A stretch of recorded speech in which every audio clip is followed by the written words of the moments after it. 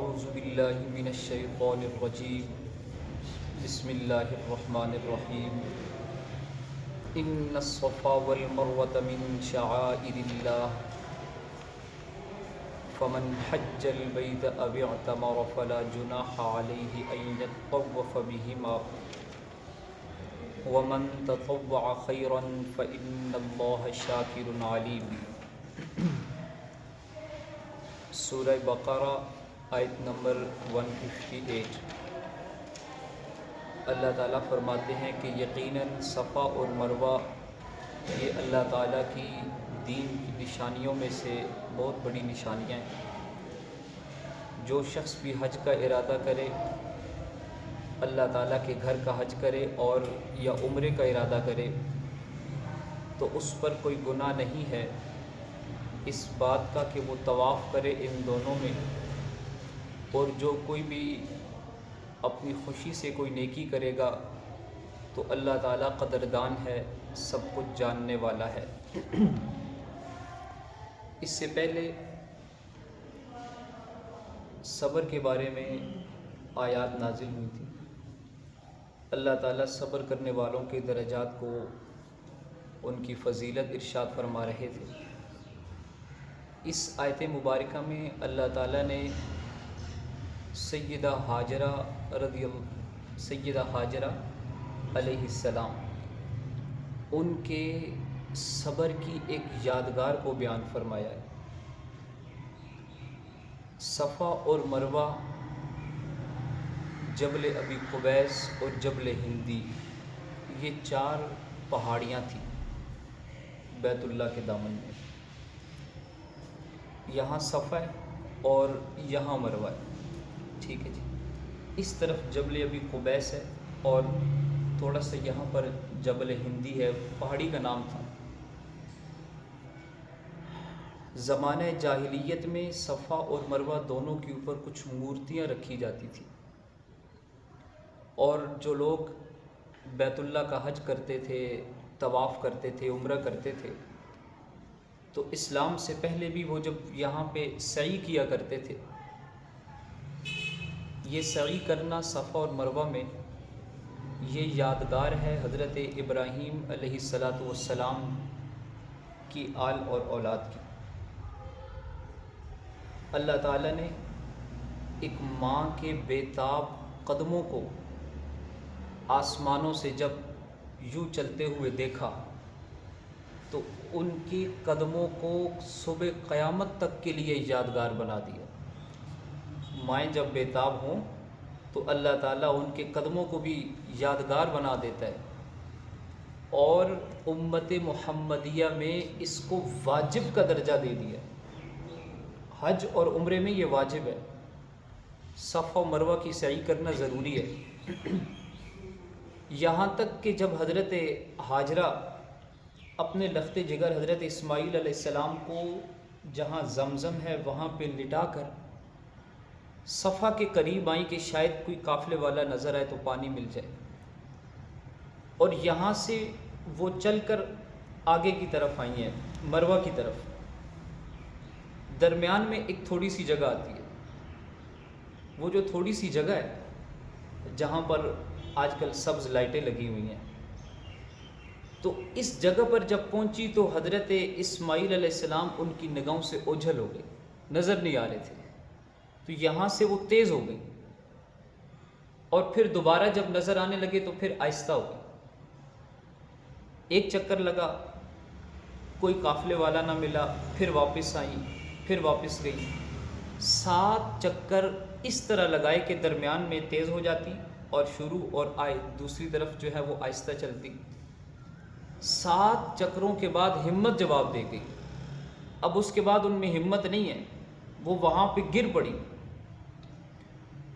اور اس نیت سے گر پڑی کہ میں یہاں پہ جان دے دوں اور میرا بیٹا وہاں پہ ایڑیاں رگڑ رگڑ کے جان دے دے، اب مجھ میں ہمت نہیں ہے کہ میں مزید چکر لگاؤں۔ جب قربانی کی انتہا ہوئی اور ہمت ختم ہوئی تو اس وقت اللہ تعالیٰ نے حضرت اسماعیل علیہ السلام کے قدموں سے زمزم کو جاری کیا، اور ان کی ان بے تاب قدموں کو یہ جو ادا تھی حضرت اماں ہاجرہ کی، یہ اللہ کو اتنی پسند آئی، اتنی پسند آئی. دین کے اندر ایک عظیم الشان عمل حج کا اور عمرے کا، یہ نام ہی ابراہیم علیہ السلام کے خاندان کی اداؤں کا ہے. بس حج میں جتنے بھی اعمال ہیں ابراہیم علیہ السلام کے خاندان کی ادائیں ہیں ساری.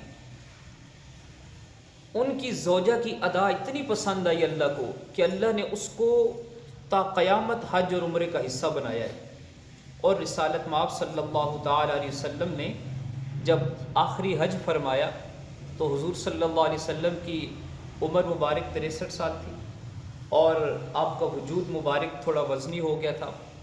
اور آپ صلی اللہ علیہ وسلم نے جب سعی فرمائی نا تو آپ علیہ السلام تھک کے، تو آپ علیہ السلام نے فرمایا کہ اے ہاجرہ ام اسماعیل، تیری ادا اللہ کو کتنی پسند آئی ہے کہ آج اللہ نے اپنے حبیب کو بھی یہ حکم دیا کہ وہ حضرت ہاجرہ کی ادا کو زندہ کرے. یہاں پر ایک بڑی اہم بات ہے، وہ یہ ہے کہ حضرت ہاجرہ کی ادا تھی. کس کی ادا تھی؟ حضرت ہاجرہ کی.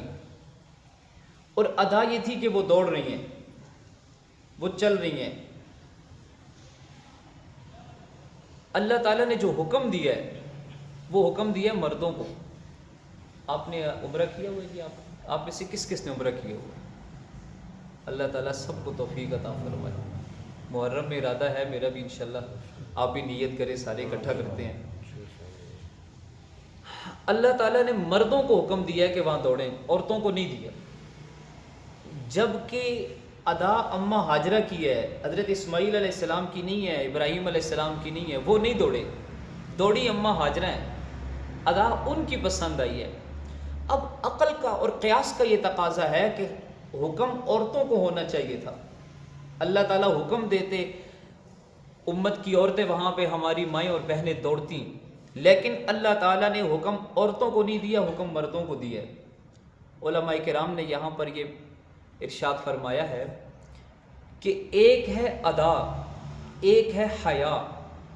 اماں ہاجرہ جب چلی نا تو وہ چلنا ان کی ادا تھی، اور حیا یہ تھا کہ اماں ہاجرہ کو فرش زمین پر سوائے عرش والے کے کوئی بھی نہیں دیکھ رہا تھا. حتیٰ کہ اسماعیل علیہ السلام بھی نگاہوں سے اوجھل ہو جاتے ہیں جو بیٹا ہے. ابراہیم علیہ السلام ہے ہی نہیں، وہاں پہ موجود نہیں ہے. عورت چلے اور اس کو صرف عرش والا خدا دیکھے، اس کو حیا کہتے ہیں. اللہ تعالیٰ نے حیا کو بھی زندہ رکھا، ادا کو بھی زندہ رکھا. مردوں کو حکم دیا دوڑو تاکہ اماں ہاجرہ کی ادا تا قیامت زندہ رہے.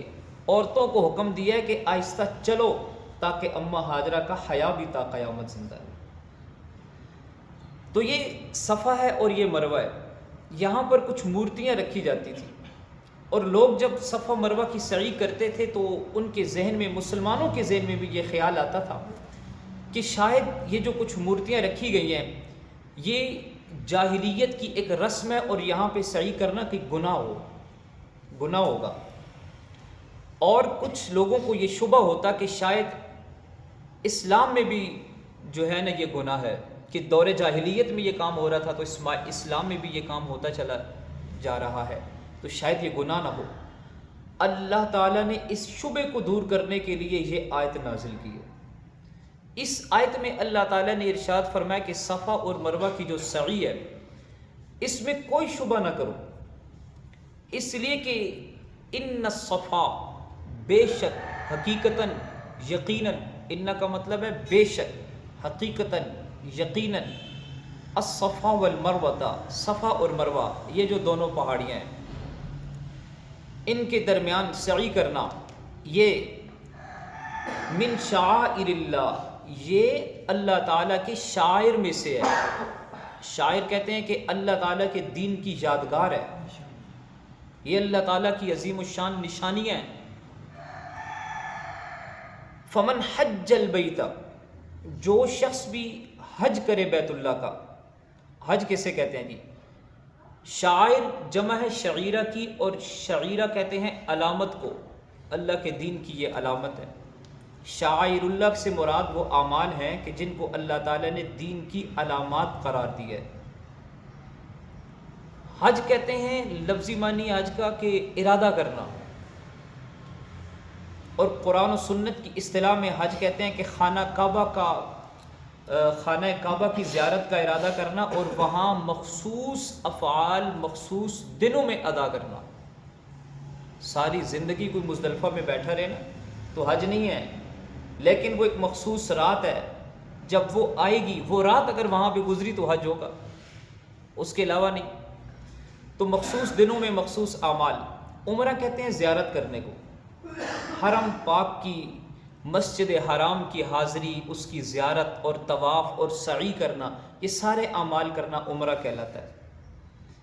اور حج اور عمرہ کا جو طریقہ ہے وہ کتابوں میں لکھا ہوا ہے. اس آیت میں اللہ تعالیٰ نے یہ بتایا کہ یہ شبہ نہیں کرنا چاہیے کہ حج اور صفا اور مروہ کی جو سعی ہے یہ گناہ ہے.